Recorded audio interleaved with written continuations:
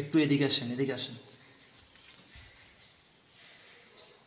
এটা একটা মসজিদ, জুমা মসজিদ। এদিকে দেখাও, বিশাল বড় একটি জুমা মসজিদ। এই যে দেখেন, এই মসজিদের ভিতরে বন্যা চলাকালীন ফেনীতে ছাগলনাইয়া উপজেলায় মসজিদের ভিতরে কতটুকু পানি হয়েছে দেখেন।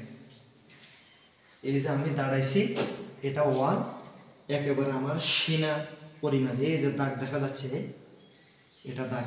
এতটুকু পানি মসজিদের ভিতরেই ছিল। এবার বুঝেন, মসজিদের ভিতরের অংশ মেইন রোড থেকে কমপক্ষে 3 ফুট উপরে, কমপক্ষে 3 ফুট উপরে মেইন রোড থেকে মসজিদের ভিতরের অংশ। আরও বেশি হবে, আমি কম বললাম।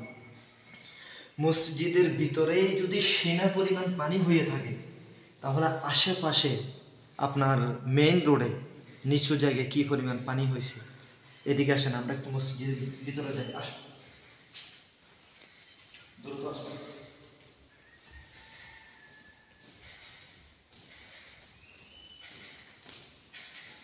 এটা বিশাল বড় একটা জুমা মসজিদ।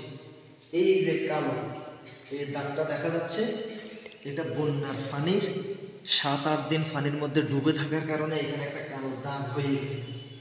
এতটুকু পরিমাণ মসজিদের ভিতরেই, অর্থাৎ আমার সিনা 2 ইঞ্চি কম হয়, অর্থাৎ মসজিদের ভিতরেই আমার সিনা পরিমাণ পানি ছিল বন্যা চলাকালীন। একটু কল্পনা করেন মসজিদের বাইরে রোডে কী পরিমাণ পানি ছিল। এই ছিল ফেনীর অবস্থা। আপনারা অনেকে জানেন না, অনেকেই জানলেইও নিজের চোখে দেখেন না, কল্পনা করতে পারবেন না। একটা মসজিদের ভিতরেই সিনা পরিমাণ পানি ছিল, তাহলে বাহিরের কি অবস্থা ছিল। তাও আবার মসজিদের ভিতরের অংশ মেইন রোড থেকে কমপক্ষে 4-5 ফুট উপরে উঁচু জায়গায়, এরপরেই এত পরিমাণ পানি হয়েছিল। আল্লাহু আকবার! কী পরিস্থিতি হয়েছিল ফেনীতে, কি কঠিন অবস্থা পার করেছিলেন ফেনীবাসী। আল্লাহ বাংলাদেশকে এমন দুর্যোগ থেকে সারা জীবনের জন্য হেফাজত করুন, আমিন।